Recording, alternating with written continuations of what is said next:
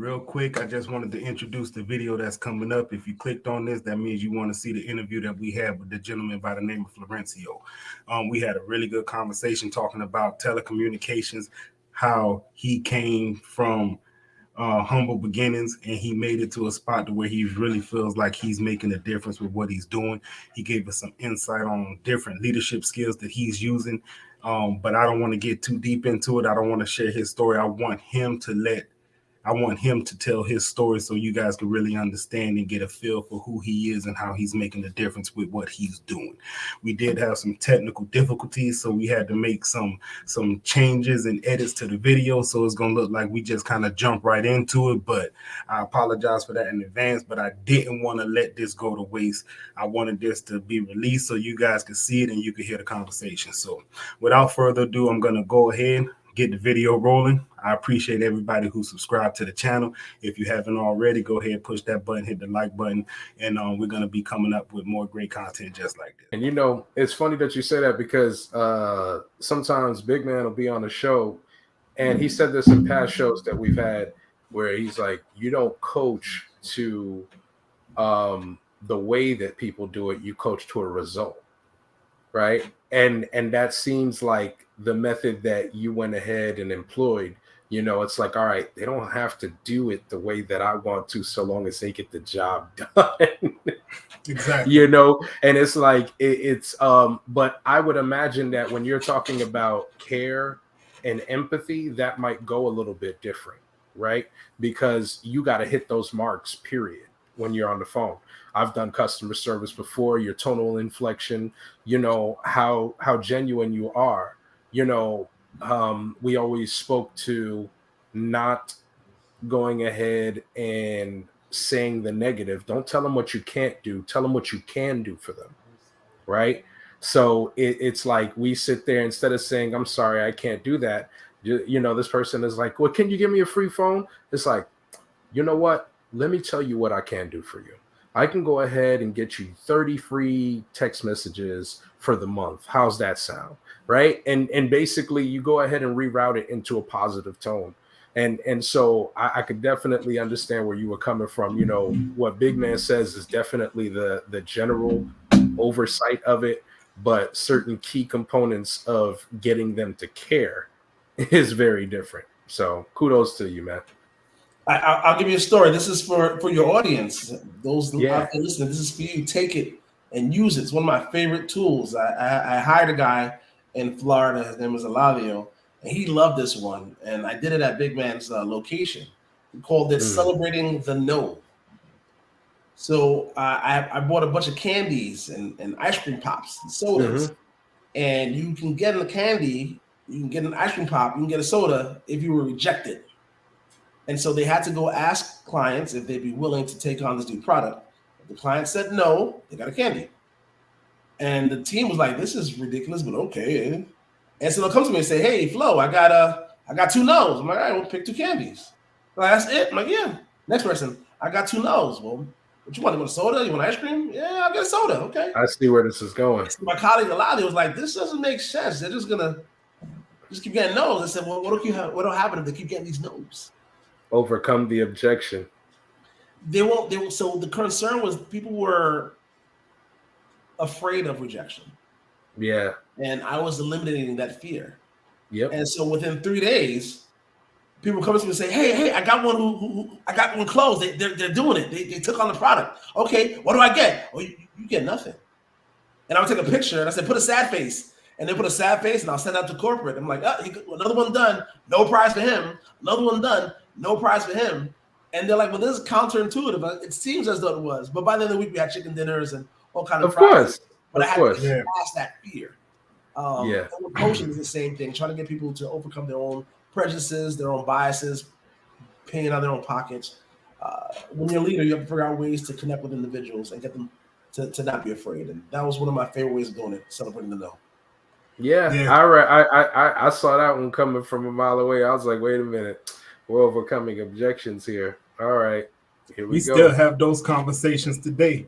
Tell people, stop selling with your pocket and sell the customer's pocket. Sell with the customer's pocket because Yep. people tend to be like, oh, that's too expensive. It's Don't like, sell yo, out your own pocket. yo, don't take yourself out the game before you even start. And then that technique you use with celebrating the no, that was genius, right? Yeah, Because that's genius. It is. because once you get people, out of that thing of, oh, they're gonna tell me no, that fear of rejection, that thing that most men have back in middle school when they're asking people out on a date. Once you get past that, most of them turn into a monster, right? And that's what happened. Now nobody's getting candy because it's crazy because I don't care what field you work in. If you have things that are automated, self-checkout being one of those things, right? It has the best close rate with whatever it's asking for. Correct. It could be a donation. It could be extended protection plans, whatever it may be. Self-checkouts, anything automated has the best close rate. And it's simply because it doesn't skip a beat when it comes to asking. No. It catches everybody. But it's easier to say no to them. He just hit that low. You would think so. You would think so. But to Big Man's credit, this is something that happened not at his store in particular, but this happened at their locations when they were asking people to take on credit cards. Okay. They have to the associates have to physically ask, and once they told the associates, don't worry about asking, we'll do it automatically through the self checkout. The close rate increased. So you would think it'd be easier to say no, but people were saying yes at a higher rate on the automated machine than they were with individuals. Individuals weren't asking. Simplicity at its finest. Psychology, make eye contact. Right. So, Professor, you know what I do right now, right? This is the craziest thing. So, people will come to the register, and the machine will ask them, "Would you like to make a donation?" It'll say, "Would you like to save a life today?" Right? And then if you make eye contact, and then you gonna make me curse. Yo, if you make eye contact, the stories you get. Oh well, I can't do it today, and I'm like, it's okay, just push the button. It reminds me of that episode of South Park. When they put a Whole Foods in South Park, and Randy kept getting asked to make a donation, like, would you like to send a hamster to squirrel, or would you like to send a squirrel to college today? Yo, how you gonna ask questions like that? Yo, it's crazy, but listen. And then this guy hits with the eye contact and the quivering lip. He's just doing the most, man. There's people out there that ask the question like, would you like to save those cats over there? And they're like, yeah. Because the cats are right there, and they're afraid if they say no, the cats will hear them. You can't say no in proximity of the cats. Oh, crazy. Hey, man. Listen, it's crazy, man. But yeah, that fear of asking, man, that's something you got to get past that. So, right. Yeah, I was trying to be creative and think of fun ways to get people past those concerns, and that never ends. It's a consistent challenge, and I'll have somebody who I work with for years, and they'll get over one hump, but then another hurdle will come up, and I'll have to come past that hurdle, and another hurdle come up. So it's never ending, and so that's my biggest challenge is that'll never go away. So right now we know where you're at, and we kind of got a couple of your techniques, but how did you get to this point, right? Because obviously it sounds like you've developed some techniques to render results, right? But what was that path like for you? How did you get here? Where did you start, and what kind of hurdles did you have to get over to get there? Great questions. It's kind of loaded, but I think that's kind of so always the first hurdle, as silly as it may sound, or well, not silly, but the first hurdle is always yourself. I had to get over me. So as a young man coming out of New York City, I was still rough around the edges. And the biggest hurdle I had was taking on the role of a follower. I grew up as a leader in my little crew, in my little neighborhood, in my little school. I was the leader. So I wasn't accustomed to listen to the direction of Big Man or the direction of anybody else. I did things the way I thought they would work out best. And because in my group, I was one of the I was a little bit more perceptive and a little bit smarter, so things went the way I thought they should go, and that's how it went. That was my biggest hurdle, getting over myself and listening. There are people who've been there before, who've done it for years, and accepting the advice they gave me, and then being vulnerable, having to look at myself and say, you know what, maybe this is something I can correct. So, for example, uh, we talked about empathy for a little bit early on. I was really sarcastic, and my words would come out and they'd be condescending, and I get defensive. And I do that with management. I do that with customers. I do that with any form of authority. I had to check myself, and that was the biggest hurdle. Once I learned to listen, become vulnerable, and then work on bettering myself, I was able to connect with people better. But at first, I thought it was more important to gain the accolades of my colleagues than to move forward. So when I say that, me being sarcastic or giving pushback to management, I would gain all kind of accolades from my colleagues, like good job, Flo, good job. Yeah, that's right. Let the man know. Yeah, big man can't do that to you. And I like that. I'm like, good. Yeah, we're a team. Forget management. There's only one of him. There's 15 of us. That's how we all don't come in tomorrow. And I had to get past that part and learn not to be a sellout. So that's what I felt. I felt like if I did whatever my management said, if I did what the company told me to do, I was selling out. And I had to learn as an adult, you have to not sell out. You buy in. You're buying into the company. I have stock invested. This company now invests in me, and I didn't see that. I didn't see the training that they gave me, the clothes they gave me, the tools they gave me, and just the opportunity. I didn't see that as an investment on their part. I felt like I just deserved it because I'm Flo. What do you mean? And I had to get past my own ego. That was the largest hurdle. And as I go through my path, that's something that I kind of continue to evaluate. So even now in a role of leadership, I always ask myself, am I being condescending? Am I listening? Were they right? Did I miss an opportunity to apologize? Did I miss an opportunity to say, you know what? You're correct. I was wrong. Am I still standing in my own way? So I evaluate that all the time now. But before I would not. I didn't care to. And I didn't want to see myself like that. That was the biggest hurdle. Once I got through that portion, I was able to not only take feedback from upper management, but from clients. Customers would say things, and I would listen to them. Before that, I wouldn't listen. And it's something you would know coming from customer service. You listen to respond or listen to understand. And I was listening to respond. Say something so I can get you. Say something to trigger me because I got about 15 sarcastic little quiffs that are going to come out. But as you get older, you realize, no, let me understand what they're saying, what they mean, what they're looking for, and you build a better connection. Yeah, man, that's big, bro. But that doesn't stop. If you're a good leader, you continue to evaluate yourself. You continue to see if you're holding yourself in high regard. And holding myself in high regard doesn't mean I'm better than anybody else. It means, am I approachable? Am I someone that they can talk to? Am I relatable? And am I listening to understand their perspective? Whether their perspective coincides with the corporate's directives or not, I still have to listen and understand. Indeed, indubitably, man.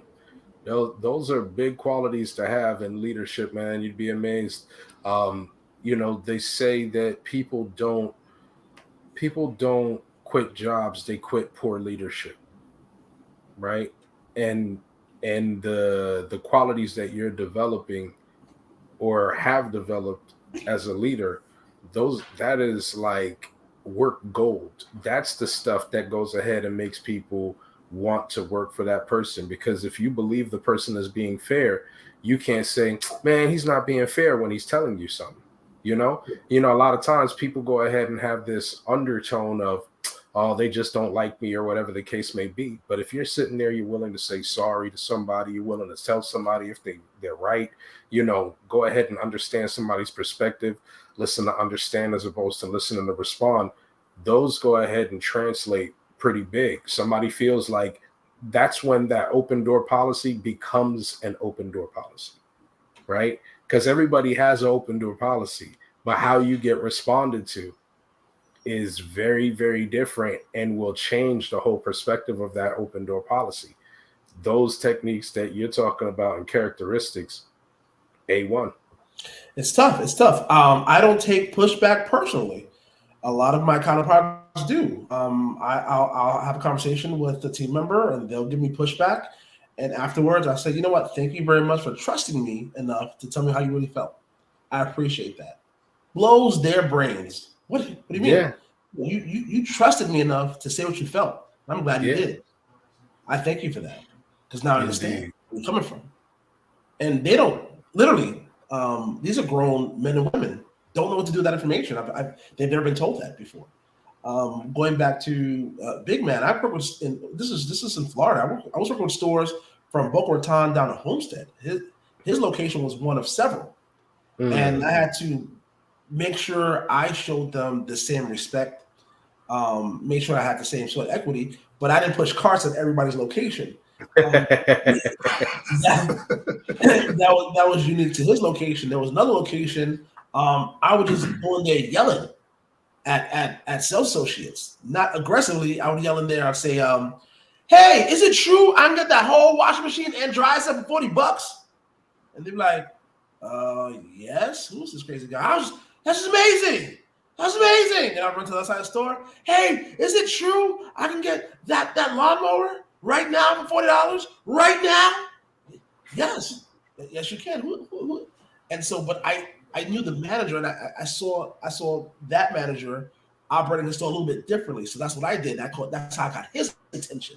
And the different stores that did different things to put that equity, but to show that I'm listening, to show that I appreciate it, and I made the sales easier. So in that store, I made the sales easier. At Big Man stores, I had to do some work. At another store, I just had to like bring food early. I just brought food when here's food, and I didn't card it. It just depends on what you have to do. But with people, you have to listen, you have to learn, you have to understand. And so, if I become a leader, I have to not only be a leader in terms of position, but I have to champion these ideals. And I know, just like Big Man knows, and the professor would know, if you're any kind of role of leadership, people are watching you, and they're going to emulate you regardless of how you behave. If you're behaving fantastically, they're going to emulate your fantastic behaviors. But if you're behaving improperly or inappropriately, they're going to emulate that as well. And that happened to me too early in my career. I had a colleague of mine, a friend, come visit my location 3 times on the weekend, Friday, Saturday, and Sunday, to get some stuff worked out. He says, "I can tell that you are now the manager." And I said, "How can you tell?" He says, "Everybody is sarcastic." Ha! They all want to be like you, my man. I laugh. I love it. Oh, good grief. I have to change my behaviors. Yeah. They're emulating and I'm thinking I'm being funny, and it's funny one-on-one, but they're watching me. I can't do that now. Right. And so that's where the self-evaluation continues to happen. And so now when I do these things, I'm conscious of what I'm doing. And the hope, and it's not even a hope because it's almost a guarantee, is as they watch, they'll emulate and they'll say things to someone else like, "Hey, you know what? Thank you so much for sharing your true feelings with me. I appreciate that." And I'll probably never gain wind that happens, but I know that if I'm doing it consistently, that's what will happen. And that's what I want to happen. So I'm sorry, man. You got it. No, you got it. Go ahead. Now, let me ask you, I'm kind of shifting the focus here a little bit.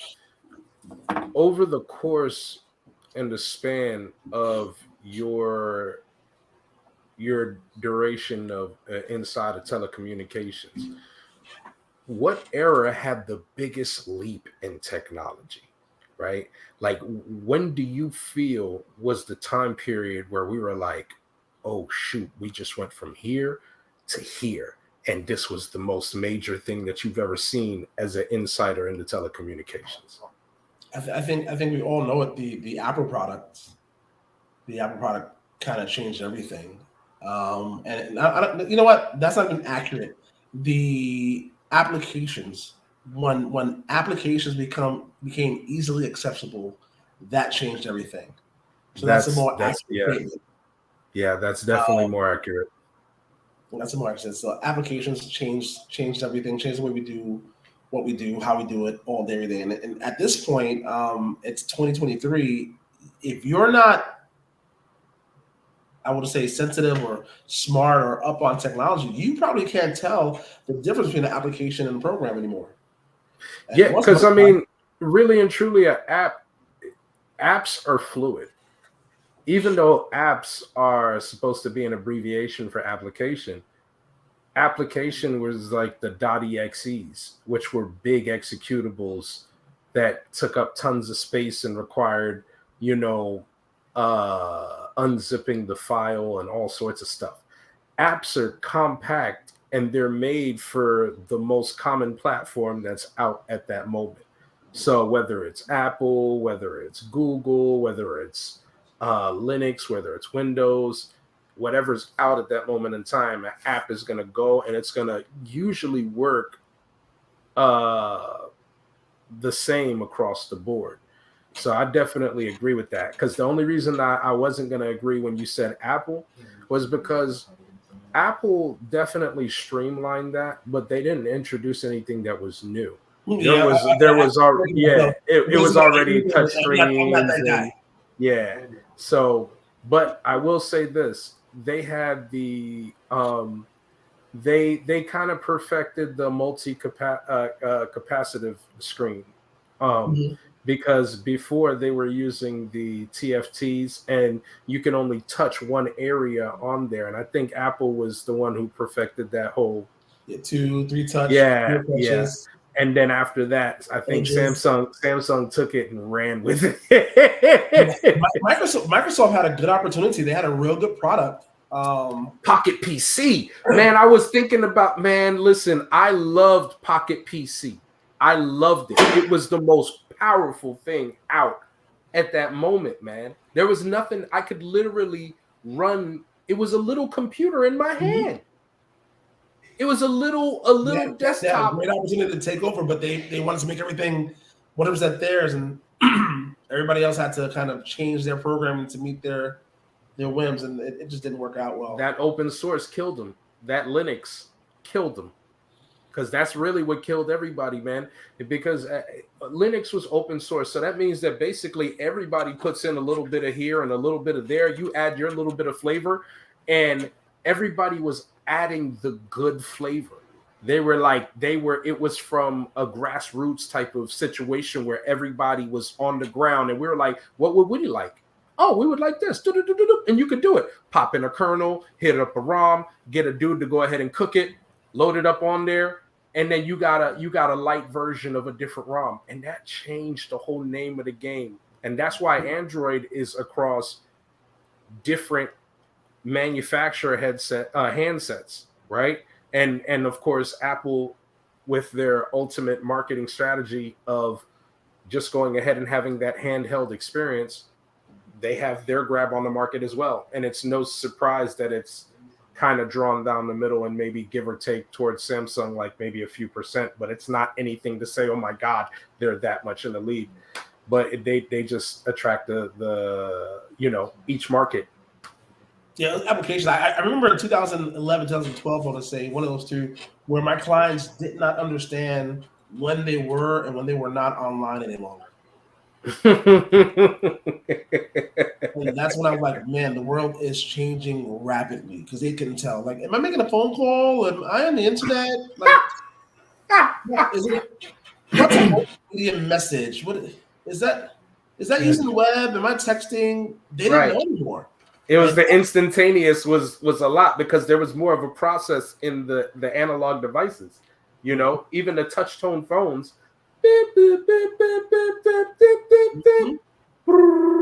Right, but now you just went to and you're like, whoa, this is so seamless. So that's that's the explosion. And after 2011, everything's so seamless. That's where things just started growing. And now 6 months is forever in technology. 6 months is old. 8 months is old. I think that needs to chill, right? Things are going obsolete way too quickly, in my opinion, right? Because now you got this generation that doesn't know what it was like in the balanced day. of the heyday of technology, right? Every 6 months to a year, you got a new product dropping, and it really doesn't do that much different. It does the same things that it did before. It's just the newer one. And now the iPhone 14 SE. we had the 14 already. It's like, yo, what? You got to double up on this joint? Like, this is crazy. And it's. I got a loaded question. Go ahead, brother. I got a loaded question. Talking about this technology thing. Okay. So I'm a Samsung dude, right? Yeah. I got the Note 20. All right. So they're not making the Note anymore, right? Right. This is the word on the street. That's my Note has always been my go-to. I can get where I need to get, never drop a call. I'm seamless in and out. I mean, there's things on this phone I still haven't learned that it does, right? Right. All of a sudden, they're not making it anymore. My internet's slow. I'm dropping calls. What are y'all doing behind the scenes? Listen, what are y'all doing behind the scenes? I'm gonna tell you, as a real world person, right? Not somebody on the insider telecommunication avenue. A real world person, the potential is there, right? The potential is there with when you have what is called the OTA, the over-the-air downloads. People can go ahead and downgrade your phone, and Apple suffered a lawsuit with that, right? Samsung, however, has not. And even the oldest of their technology still works. They may not support it, but it still works. And some apps may not work on it because there's different versions, right? Professor, I hear you. Okay, I want to hear from him. I'm a chill. I want it from him. Who's pushing the button? So I don't currently, nor have ever worked for any of the manufacturers of the devices. I do not currently, nor have ever worked for the manufacturers of the applications or the software. Simply the service, the one that actually handles the service for your devices. So the reason why your device works because it works on the network. And I work for a company that handles that network. So I tend to believe my clients. Like I say, I listen to understand, and I've been hearing clients say the same thing for decades. Hey, it feels like planned obsolescence is what my clients would say. It feels like my phone worked just fine. The new phone comes out, and now it's not working so fine anymore. And while I don't have any direct input or part of that, I believe that could be the case. But I don't know for certain. There's no for sure answer, but I believe my clients. I know you took dance lessons because you've been chopped it all around that. You've been hanging out. You've been hanging out with Kamala Harris. This is the one. Listen, the one thing we have to respect the World Wide Web. As far as we know, this is eternal. This message, these words are eternal. Yeah. In theory, my kids can watch this. And so, yeah, I have to be careful what I say. The kids of the corporation with which I am affiliated can watch this. You know what's crazy? I had that thought the other day, and I know I'm kind of going down the beaten path, right? But I was sitting in this room right here, and I was just racking my brain because I was trying to put a short out. And I was just dancing in my head, like, how am I going to say this? And I said it a couple times. I recorded it 1,000,000 times, and eventually I came to a point. And I had the thought, like, I can't get past my great grandmother. Like, I can't get past that. Like, who was there, right? Because it kind of dies off. I don't know where to go. I don't know how to get these records, all that kind of good stuff. I'm going to end that with the internet. There's going to be some generations down the road. They're going to be like, you know what? Let me show you who your great-great-great-grandfather was. And lo and behold, there I am. You look just like your great-grandpa. You look just like your third great-grandpa. Hey, you know what? I'm going to be up. I'm going to be somewhere looking down or up or whatever. And I'll be like, yeah, I did my job. But yeah, plant obsolescence is real. What the professor is saying is also accurate. Where the new updates come up, or new software comes up, or new technology comes up, and the old stuff just isn't compatible, can't keep up, doesn't work. For example, I use something simple as Google. Once upon a time, there was Google Maps, and then there were Waze. And people like Waze because you can communicate with Waze. I could say, there's a dog on the street, and people behind me would get a message saying, there's a dog on the street about half a mile ahead. And I'd find there was an accident. I put it as an accident, and I'm going left. And the people behind me will find out that 15 minutes up the road, there's an accident. You should go left. And that was what made Waze, which was powered by Google, special and different from Google Maps. But now Google Maps does almost the same thing. Google Maps will tell you that part. Yeah, Google Maps does the same thing. So things start moving forward and progressing. So I don't even know Waze works the same because I haven't been on it anymore. But Right. it may not necessarily be that because of planned obsolescence or because we have different technology, but we adopt new things, and so things move forward.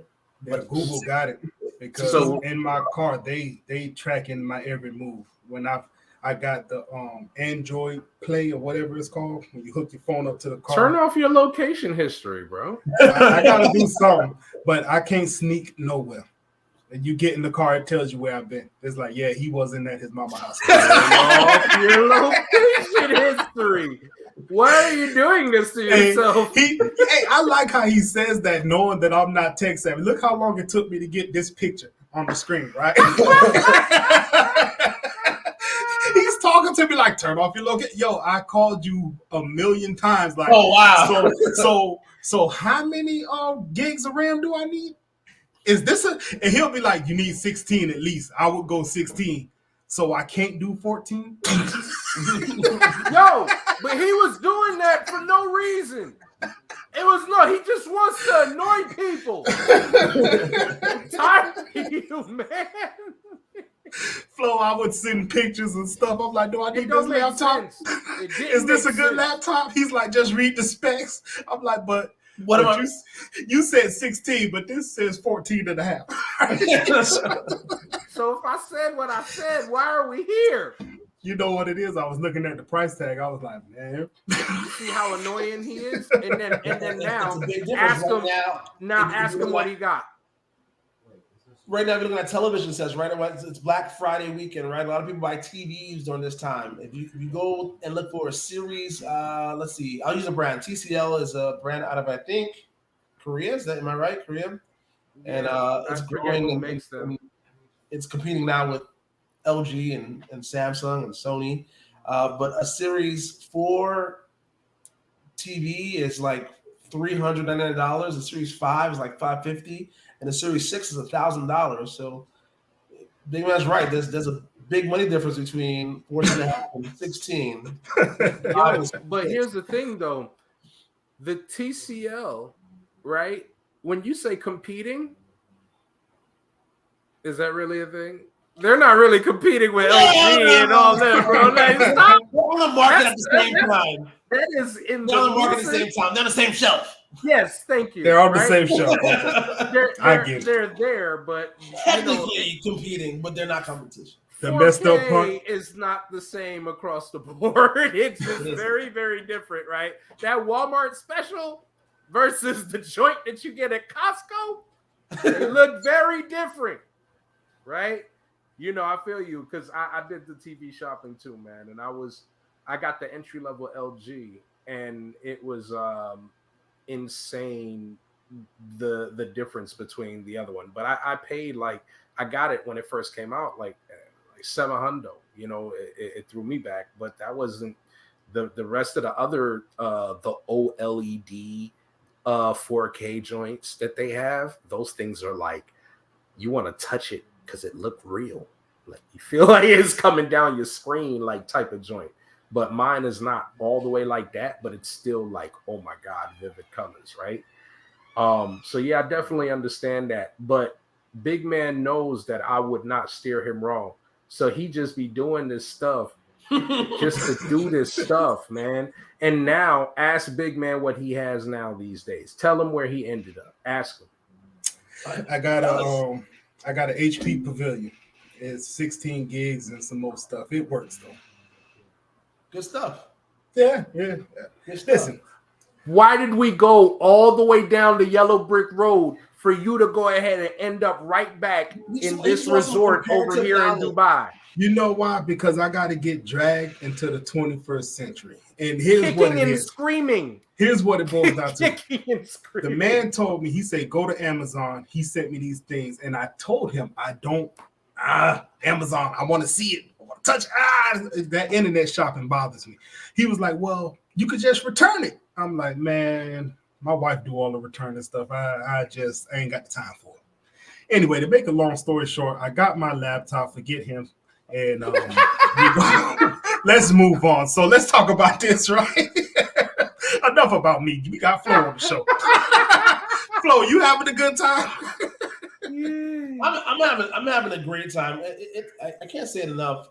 It's important to have these conversations, whether they're on television, whether they're on the internet, any kind of medium. I think our youth don't have enough of this example. So I grew up at an era where I can just walk to Second Avenue and see how men conducted themselves among men. I can go to Third Avenue and see how men conduct themselves among men. And that's not as accessible today as it was when I was growing up. So I'm thankful for this opportunity, and I'm hoping that they're young men of all races. It's not a race concern or issue, but just young men seeing how men conduct themselves and the language they use and what they joke about and what's funny, what isn't funny. I think that's important. So I'm grateful and I'm thankful to be here. I'm having a great time. You just have to have a certain type of dog in you to go out there and get what you want. It's not something that's just laid at your feet and you get it because you showed up to punch in. Like, you have to work at it. You have to earn respect. Like you said, you have to learn what's respectable, what's not, what's funny, what's not, how far you can push things and when you need to hold back. And I think it's some of these things that are just getting lost. And I don't want to compare people to me, but when I was coming up the ladder and I decided that I wanted to jump into leadership, right? There was sacrifices that had to be made. I didn't hang out as much. I took my butt to work and I put my best foot forward. I took those lumps. I had that manager that would, man, it's no more. It wasn't, hey, let's talk about your performance and how are you feeling and how's everything. It wasn't like that when I was coming up through the ranks. It was, You got a job to do and it's either this or that. And you had to perform, right? But nowadays it's more so, well, we need to make sure that you're comfortable and we need to make sure that you feel good. And I'm not opposed to that. I get it. You have to evolve with the times because things change. And I understand this. But yet and still, a job is a job, right? If you come and you fill out an application, you got to come there to do the work. And if you decide that this is what you're going to turn into a career, well, then you know what? You're competing with people. Because just because you want the job, you know what? There's 17 other people that probably want that job. So how are you going to stand out from the pack? And it doesn't happen by focusing on the things that don't really matter. And it's that age of participation trophy. That's what it is. You know what I mean? They think that you just show up and all of a sudden the world just opens up for you. And that's just not the way it works. So, yeah. Yeah, I couldn't agree. I couldn't agree anymore with that. What is it? Meritocracy. I think that's the term that we're using nowadays. I've done the job. I've done a good job, and that should be enough. And it would be enough, like Baby was saying, if only you wanted the next step. But I, for example, work for a pretty large corporation, and so every position has hundreds of applicants. Every position. So yes, you have to be aware of your brand. And I have to break that down to individuals of all ages, what that means. I said, your brand is literally the rumors. What are people saying when you're not around about you? When Big Man's not here, what are they saying? When Flo leaves that location, they go, man, I'm so glad he's gone because boy, oh boy, does he get on my nerves. Or they say, man, that's a good dude. I can't wait till next Tuesday, see what he's going to do next. Yeah. That is your brand. And then moving the times. Today, I bought 17 Christmas stockings to put on the side of people's desks so I can put these candies in their stockings. And it sounds foolish, but when in my most recent position, I was promoted less than 7 months, March, April, May, June, July, August. So yeah, less than 7 months I got promoted when I moved to a new department, and it was primarily because I was putting mitts and candy around the office. So what I did, and I'll talk about this again. I was in the men's bathroom and I was brushing my teeth in the men's bathroom. Another man came in who was brushing his teeth, and I said, "Oh man, nobody else brushed their teeth. I thought it was just me." He goes, "Man, it'd be cool if they had like little lotions or cologne here. That'd be cool, wouldn't it?" And I think he was joking. I said, "Oh, good idea." So the next day, I bought 2 little carts and I put smell goods. I put some lotion in there. I put some disposable toothbrushes. I didn't put my name on it. I just did all that in the men's bathroom. Nice. And the guys were like, "Man, this is cool." So he knew who it was. And so the rumor or the brand, right, the word got out that this is something I did. And it was in the men's bathroom only. So I would replenish it every 2 weeks on my own. And I had to add more because then I started putting mints in there. And they were laughing, and it got the attention of my corporate leadership. And they said, "Man, everybody uses the bathroom on the inside of the building. So now this is Flo's side of the building all of a sudden, just because I put this is my bathroom." Right? So I did that, and then the ladies were complaining. They were like, "Hey, we don't have one on our side." So then I had to on the outside of the bathroom put a stand and put lotion and little razors and stuff like that for everybody. Feminine toiletries. That would. Yeah, I didn't go that far. Look, I know, I get it, right? But at the end, that's a necessity, though. And low key, I know. As a dude, it would be like to go ahead and get it. But I would talk to somebody who is a lady, and do that. You would be amazed at the response you would get from the ladies, because something that people don't know, that as men, we don't pay attention to what is called the pink tax, right? And the pink tax affects the ladies because they know that ladies are the highest consumers. So anything that you see that's a lady's product gets shot up through the roof. So I say that, right? And I know it's like, as dudes, but keeping that in mind, you would be amazed if you were to go ahead and have a lady go ahead and approach that in that manner, and not you, but them knowing it's you who did it, bro. It would go miles. I'll bring that up. Moving forward, when it came time to interview, everybody knew me. And something else I'll tell the young people, whoever's watching, is that the day of my interview was not the day of my interview. And I asked that of my team members now. So now as a leader, people who are looking to promote or are interested in moving forward in their company, I would ask them, when is your interview day? And they're like, "I don't know. I don't have an interview." And that'd be the wrong answer. And I'd wait, or we could say, "When's your interview day?" I'm like, I don't know. I don't have an interview. I said, "You want to promote, right?" "Yeah." "So when are you interviewing?" "I don't know." Come back a week later. "Hey, you want to promote?" "Yeah." "When are you interviewing?" "Right now."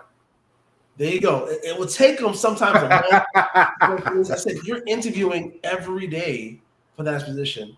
By the time it's time for your interview, they should already know who you are, what you're about, and what you bring to the table. If they don't know it before then, it's too late. Yep. It's too late. And so that's what your brand's about. And that's something that I also have to teach and make sure that those who want to move forward understand. I'll talk about Big Man again. There were special missions that the company would send to me. They'll say, "Hey, can you get somebody to put a sign up on the wall on top of the building? Can you get them to interview? Can you get the manager to say that our product is fantastic? Can you get?" And I would be able to pivot in 2 seconds, and I would send a video or pictures in minutes. And my company was like, how can you do that? And I said, "I've already interviewed. They know what I'm about. So he already trusts me. This is not he doesn't." Remember, I don't know if Big Man remembers, I asked for you to do a quick interview, and I had to actually questions on camera. He said, "All right, let's do it." He didn't ask me 16 questions. Why? What's it for? What are you going to do with it? Who's it going to? He knew what I was about. So, yeah, that's what we need to do. Let's go do it. Done deal. In a corporation, if I'm going to go interview for a position and work for Big Man, by the time I come to interview, he should already have some idea of who I am. If it's not an entry level position, you know what I'm saying? But it's not entry level. He should already know. Florencio's interviewing? Oh, good. Mm-hmm. Good. Yeah. Put this to the side. Right. Let's see what this is. Let's see what it's got. And so it should be mine to lose. And that's a mindset that I'm trying to help people understand. And that also comes when you hear men like you and I speak.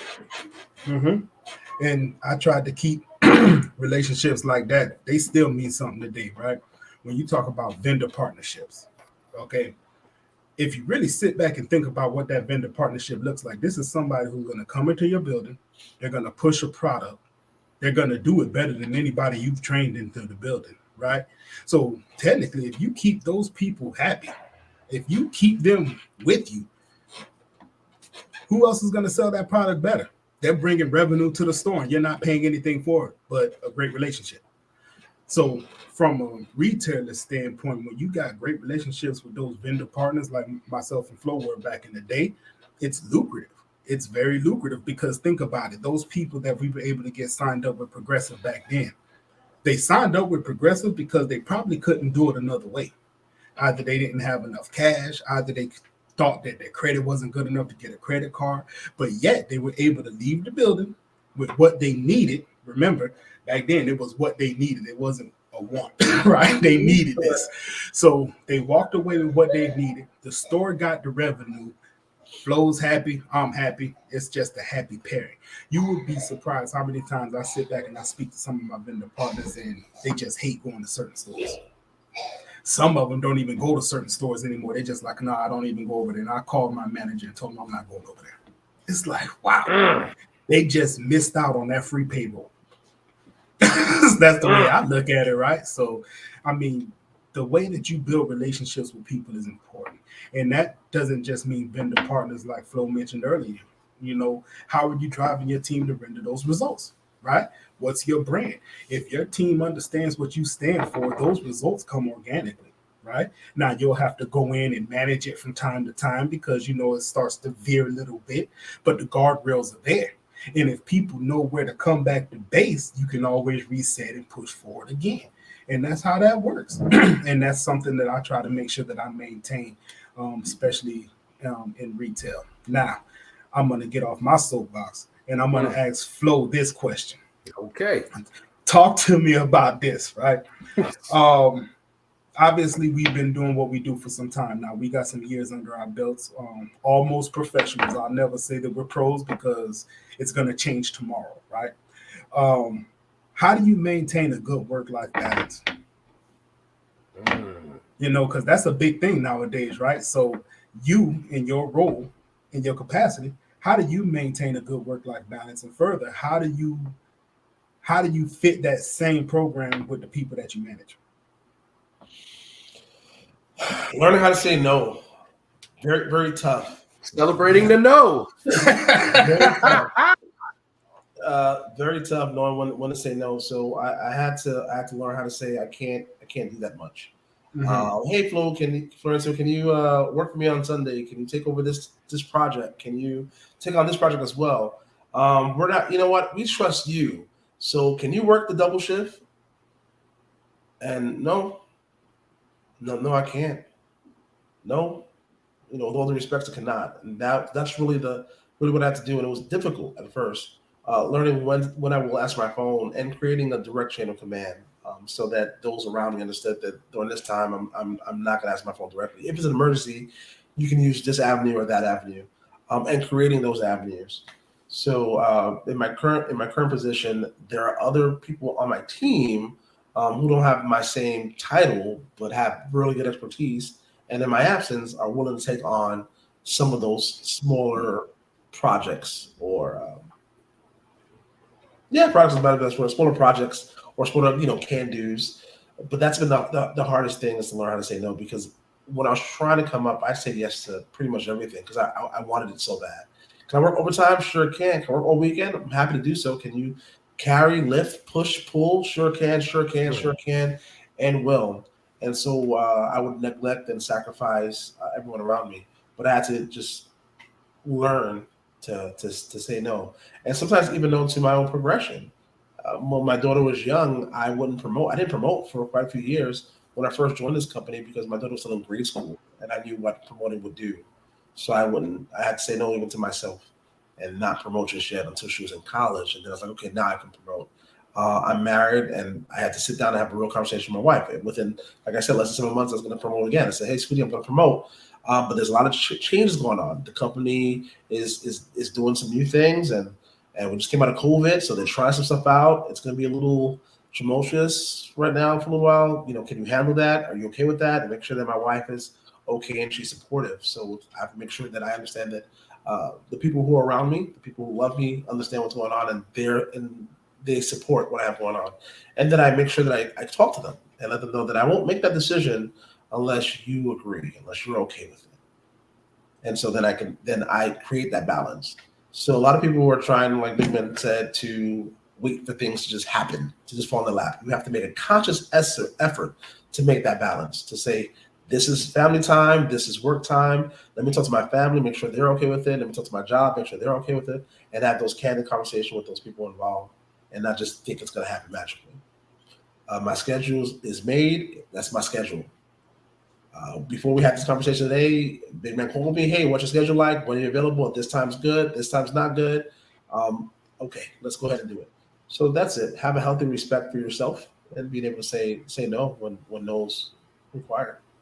Time management. I got a bonus test your knowledge question. So let's see here. You said you came into telecommunications around what time? Right around 2008, when we went into our recession. So before that, I was working. So I relocated from New York to Texas with a banking company. I was working with a bank in New York, and they relocated me. They opened up a new call center in Texas, and they relocated me to Texas. See, so this question. And so I was selling money market mutual funds. I had a Series 6 and 63. Whole other stocks and bonds. Yeah. So in New York at the time, you could read a disclosure, and you could offer money market mutual funds and investment and small investment items. When it came to Texas, that was the case. You have to have that license. You have to have the Series 6 and 3 to make the same offers. So I had to get those licenses. But in 2008, the commission wasn't coming through. And then my homeboy was like, "You want to work for this telecommunication company?" I'm like, "No," because at that time, I was a banker. A tie on. I felt really good. You were an elitist. Yeah. I was making 43.5 a year. You couldn't tell me nothing. Right. Had a suit on and stuff, and then plus commission and bonuses. I think my bonus was almost $1,800 a month. I thought that was a big deal at the time. I was young out of college. Yeah. And he said, "Dude, what? Yeah, we have guys here still going to high school making that much money." Yikes! I said, "Whoa!" So the disrespect. He said it like that. Why he had to, Stevie? Why he do you like that, Stevie? He said, dudes are speaking Ebonics and slinging phones, making more money than you making right now. That's crazy. So, I mean that's a motivator too, but at the same time, like, you ain't had to jab me in my face like that, bro. I made the transition at that time. But that answers the question about work-life balance. I used to think the same thing. I thought that it would just work. I used to think it would work itself out. I think, I work, and once work is over, I'll have my personal life. It'll work itself out. And I had to learn to make a conscious effort to make that change, to say, hey, this is work time. This is my personal time. I'm taking my personal time, and you're not interrupting it. Yeah. And, in my time, I mean, I'll go a little deep. So I didn't understand the work-life balance thing. Again, when I made the decision that this is what I was going to do, and on the last episode of the show, I spoke about how I owned a car wash at one point, right? And I ended up having to make a decision between the car wash and taking the steady income, right? I got that promotion. I ended up putting the car wash to the side. And I was peacocking. Like at work, that's what I was doing. I was best foot forward. Call me in, I was there. Can you work extra? I was there. When I became salaried, it was a no-brainer. I was going to be there. First one there, last one to leave type of stuff, right? Always tried to make sure I beat my manager to the building. Sometimes it worked, sometimes it didn't. But I was putting my best foot forward. But to what extent was I doing it? I mean, I missed some stuff, right? I had kids at the time. I wasn't there. I would leave before the sun came up, get home after the sun came up. They'd sleep when I left. They would sleep when I got home. And then on my weekends or whatever days I had off, I was tired and I didn't want to do anything. So you're there, but you're not mentally there. But to me, that was what needed to be done to get to where I wanted to be. Remember, I had this thought process like, okay, if I get here, I'm going to make this amount of money and this is going to take care of everything, right? Now, I got there. I was lucrative. Don't get it twisted. I'm still today, I'm lucrative. I'm blessed enough to be able to run my house on my income. So think about that. There's not many houses that can do that, right? But there's some things I had to give up. So my work-life balance today is a lot better than what it used to be, just because the schedule is not so micromanaged like it was back then. But even then, I was still giving up the times that were supposed to be mine. And I still kind of do that today.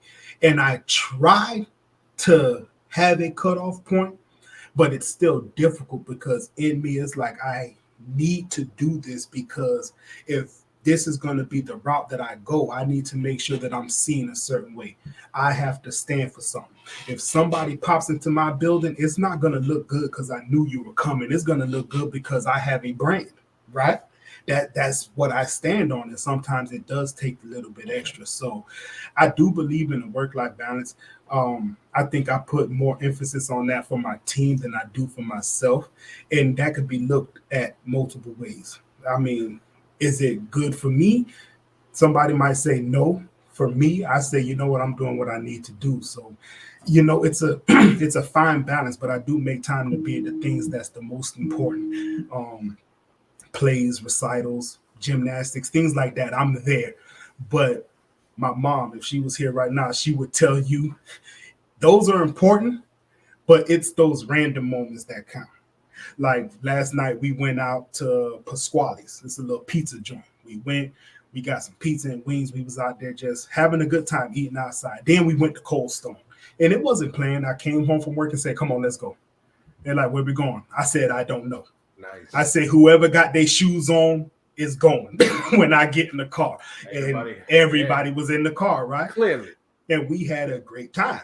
So those moments, if you can build those, are great. But I think you got to make sure you're intentional about creating those moments. I think you have to become intentional about it. And sometimes we have to find the points, like you say, to say no. Or not even to me, I'm not saying no to anybody. It's just I need to separate myself. I need to break it off and get on to where I'm going. And it does two things for you. One, it strengthens the relationship with your family. And number two, it shows your team you kind of trust them, right? Because if you're always there, all right, did you do this? Did you do that? Is this done? Is this done? They're gonna be like, man, well, when the cat's away, the mice will play. If you create that type of environment, that's what's gonna happen. So you have to give them that responsibility with you not around and get great at validating the expectations you set. Indeed. This kind of goes into character, right? So who are you as a person and who you are as a man? And I'm saying who you are as a man because this is all men talking, and I like that very much. But when you realize that leadership is a decision and not a title, leadership is a choice and not a position, then you're more conscious about what you're doing and how you do it. Mm-hmm. So it's important for me to go to work. It's important for me to have a pretty good job and a career that'll allow me to progress and financially do for my family. But it's also important that I have my Bible study every week with my god sisters and my daughter. It's also still very important that I meet with Person of Purpose, which is a nonprofit I work with every other Thursday. It's still very important that I at least once a month get with my Brothers Keepers Ministry and give that way. There are people counting on the professor. There are people counting on Big Man, and there are people counting on myself. And sometimes we don't realize that. I tend to fall into the idea that I'm insignificant, but I'm not. And I have to realize there's a responsibility that I have that I've been given. It's a gift. I'm as men. It is my fervent belief that you are a leader. If you want to accept it or not, that's who you are. So if you don't accept it, that's fine. But as I said early on in the workplace, people will emulate you. So there's somebody in your family, your neighborhood, in your circles that walks the way they walk because that's how big man walks. Who has the headphones they have because that's the headphones the professor has. Who wears the shirts the way they wear their shirts because that's how Florencio wears his shirts. And if you become conscious of that and take on that responsibility and accept it, you'll create that balance. You have to have it. You have to give. And it's a delight. It's a pleasure to be able to give and watch people grow as a result. Indeed. I agree. So, man, we at the 1 hour and 22-minute mark. That's like 5 minutes. Listen, time flies when we having a good time, man. I'm watching it. I'm watching the time, and I'm saying to myself, man, it's been an hour. Almost an hour and a half. That's how it happens. And, it's all organic. And it's good to just really sit back and just have these type of conversations, right? Because I remember when I came out of high school, I didn't know what I wanted to do. Like you graduate high school and you just kind of jump out here, right? I went to college for a little while and I realized the professor didn't care if I was in class or not. so you know how that turned out, right? So now I'm in the courtyard and I'm out there peacocking with the ladies. And then from there, it just kind of spiraled. And I ended up in retail and I stayed there for a while. And then I was able to show my success and get to some places that worked out in my favor, right? But today, everything always looks good in hindsight on things that you could have done differently. But I wouldn't change my path because, something you text me when I first reached out to you the first time. What'd you say? You said your voice is going to reach people that nobody else can reach, right? Well, my story is my story. So it's like there's something that somebody can take from it. I want to believe that truthfully because just listening to you, I listened to the professor on multiple occasions, right? We might not agree on a lot of things, but there's things that it's just like you can't deny. And, I think as individuals, our voices will have an impact on somebody. So conversations like these are important. I'm glad that we're able to have this technology to put it out there. I'm always torn between what kind of content I want to put out there in the ether. Again, another conversation. Hey, I want to do this type of show. And then, that turns into a long dragged out conversation, but quality will always persevere. And I just want to make sure that there's something that can always be taken away from the Labor Lounge, good, bad, or indifferent. You know what I mean? So I appreciate you coming out, man. Professor. Yes, sir. How you feeling, man? Man, listen, I feel great, man. We got a little bit of tech talk. We got a little bit of admin. We got, the whole picture. We got some gems from Florencio, how he went ahead and celebrated the no. That's something right there that I think is going to go ahead and transcend different positions. There's always places that people go ahead and fear the no, but it's like, why do you fear the no? The quicker that you accept the no, the better it is for you to go ahead and move on. Learn how to overcome it. Learn how to overcome the fear of rejection. Learn how to overcome objections. And that right there, I feel is completely awesome. Amongst other seeing a guy in leadership, right? I think this is another gem too. Seeing a guy in leadership who has the capacity to listen, to understand, to be introspective, to go ahead and give people hope. Like, man, I hope I could work for a guy like him. I feel like I have a voice under a guy like him. I'll go ahead and work for that guy 100%. I think things like that are excellent, man. So that's how I'm feeling today. That's Professor's take on today's show. I appreciate Florencio being here, man. Wealth of knowledge. Great guy in the telecommunications field. Definitely appreciate your presence, man, and your calming aura. Thank you very much. I'd love to come back whenever you want me. Definitely, man. Definitely. Be careful. It might be sooner rather than later because I got a couple surprises coming up here in the near future tomorrow.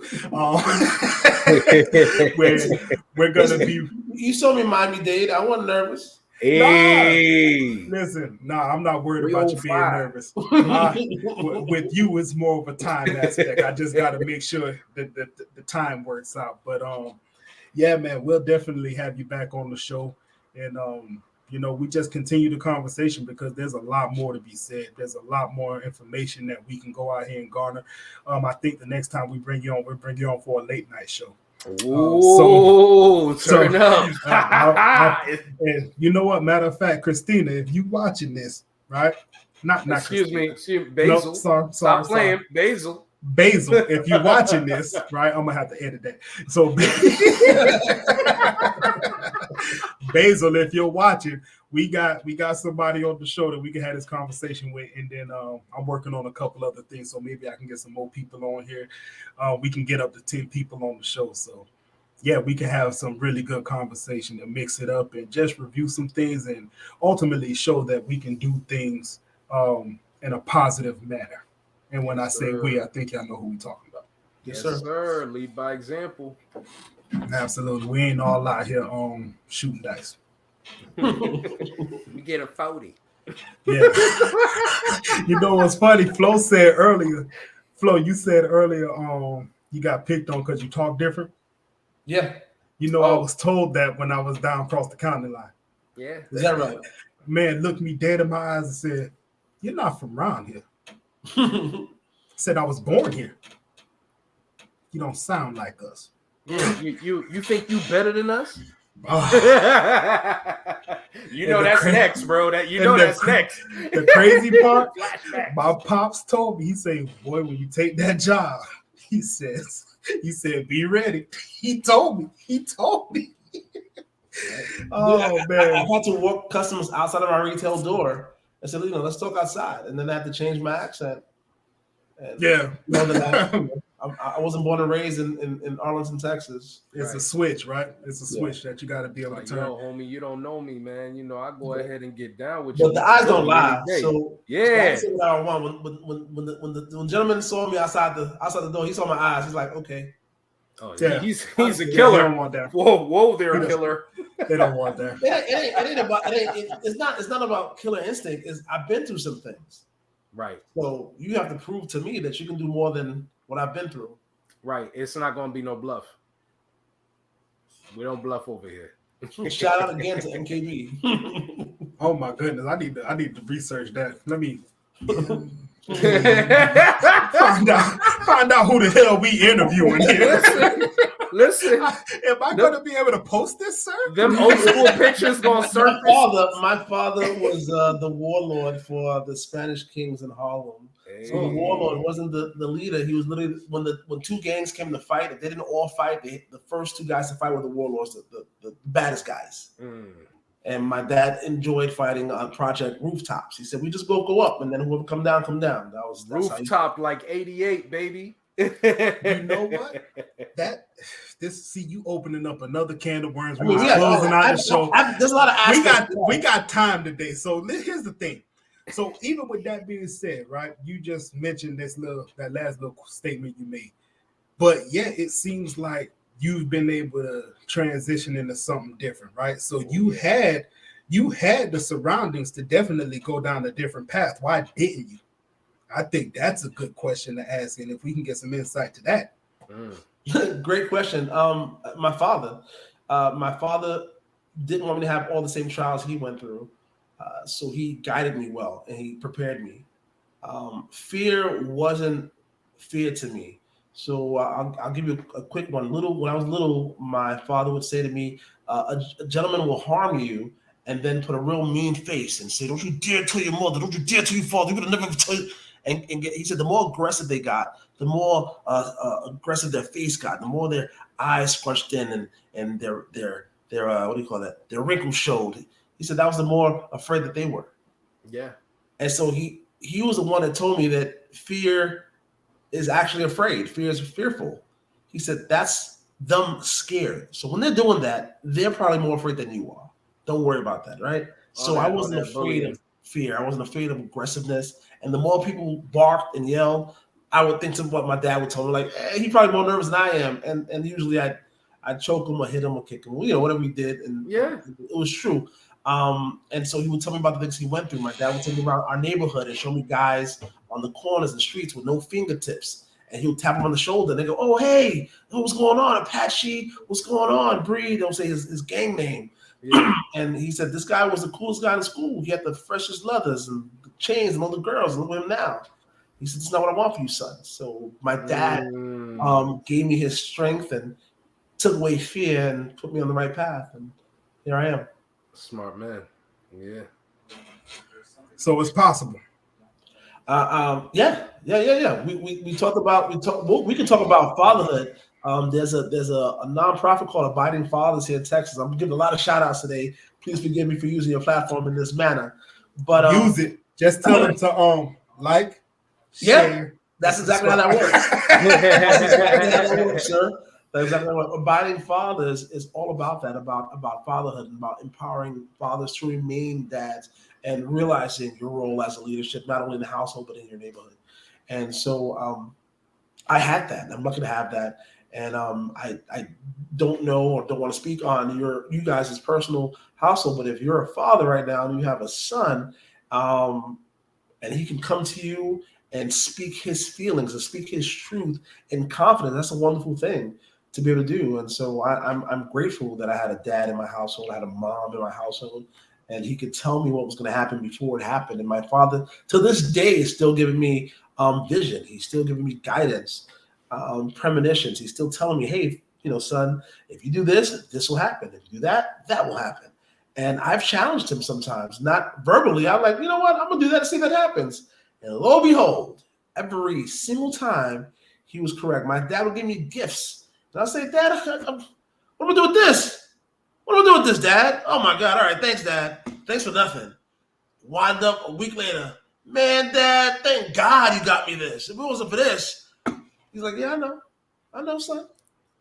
You guys probably have a few stories like that. You're laughing right now. You probably have a story too. I'm laughing because my pops, man, man, listen, he gonna watch this show, and I know I'm gonna get a phone call.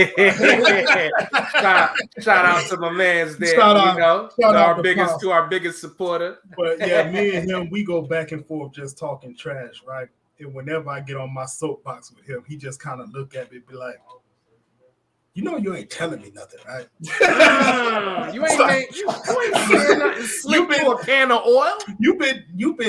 I've been telling you this since you was knee high to an ant. He goes, you didn't know what I was saying, but you know what I meant. He'll say something like that, and you got to sit there and just eat it because you can't argue with him. It's like sitting over here trying to preach for the choir. All right, so I can walk around a peacock all day, but yeah, I'm with you when you talk about the gems that you get, because there's many times where I can sit back and be like, yeah, I was told this before, like I've heard it before, and it comes back to you.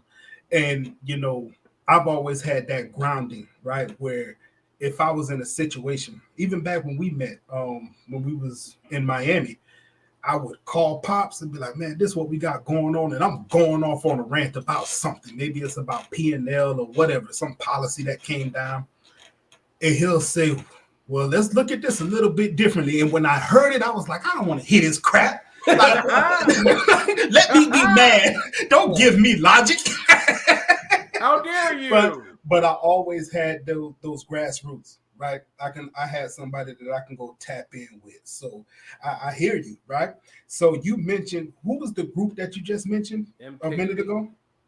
No, not MK. No. Oh, the Spanish Kings? No, sir. The Abiding Fathers group. Yes.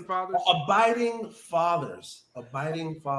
So, I mean, just to give me a quick summary of who they are, and do you think that could be something that we could set up so we can kind of hear what they're all about? Because I think that can make for a good show, right? Yeah, we just hit the mighty 100 at the labor line, so I got 100 people ready to hear this.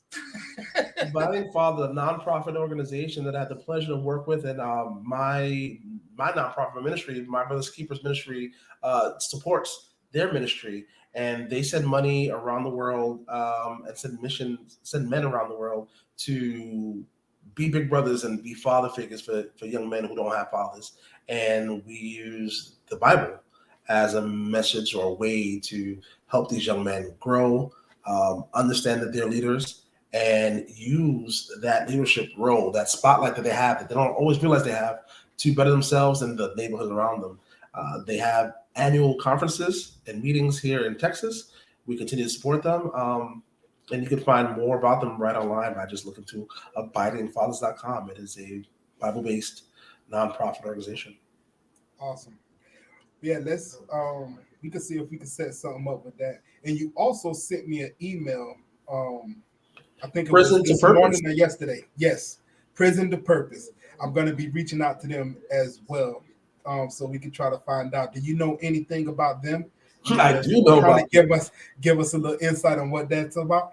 I'm happy to do so. Prison to Purpose, a wonderful, wonderful nonprofit that birthed out of here in Texas. Individuals are going into the prison systems to help young men deal with what they're dealing with and get prepared to exit the prison system and work into the real world and acclimate themselves into society once again. Those who would leave prison would say, man, once we get out, there aren't a lot of programs that continue to help me understand and deal with the emotions that my family have, the emotions that my coworkers have, even just finding a job where my past isn't such an important part of my resume. How do I find these jobs? How do I conduct myself? What do I mention? How do I not mention those things? And so we now have a Prison to Purpose where once they've been outside and they're now trying to get their life back online, we work with a local college here in South Arlington. And I haven't got permission from that college where they're not going to mention their names, but that college is giving accreditation. So they'll go through this program for 12 weeks and get college credits out of it. We'll help them find jobs. We'll help them work with individuals who don't care about what they've done, who care more about who they are. We'll work through their emotional issues and obstacles, not just the ones that they have, but the ones that their families are having, their kids are having, and just kind of set them on that right track. And we don't stop. A 12-week program is 12 weeks, but after 12 weeks, they stay buddied up with individuals, so they still have a mentor, mentee kind of situation going forward so that they continue to grow and hopefully contribute to society in such a fashion that maybe they'll even come back to Prison Purpose and help the next set of individuals get ready for their life. So it's a real wonderful opportunity for me to give, for the state of Texas to give, and for us to grow. That's dope. Awesome stuff. So we got our work cut out for us, man, and we got a lot of opportunity to give these people a platform. So I'm looking forward to trying to connect with them. And yeah, once again, man, I'm happy you came out. And again, did you have a good time? I had a great time, man. I have more things. Again, we're on 1 hour and 39 minutes, and it really felt like 20 minutes to me. I got you. Even though Flo don't smile, he's smiling on the inside. Yeah. Silent type. Say it again. Yeah, I was smiling enough. I mean, you can smile how you want to smile.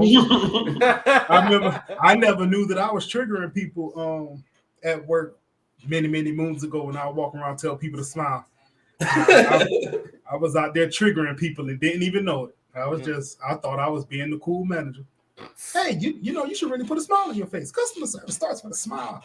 They over there mad as hell. Who the hell he hitting that struggle smile? Damn, YouTube made me reevaluate everything I was doing as a manager. I saw all these people out here talking about stop telling me to smile. I was like, oh my God, I'm in trouble. HR call. Jimmy, please come to the office. Yeah. Oh man, but hey, we gonna go ahead and hop off line, man. Flo, once again, it's been a pleasure having you on. For everybody that's watching the video, man, y'all go ahead, like, share, and subscribe. Thank Flo for coming out. Yes, and stay up with the channel because we got more great content coming out just like this. And we will see everybody again next week. Salute to you, and I'll see you next time.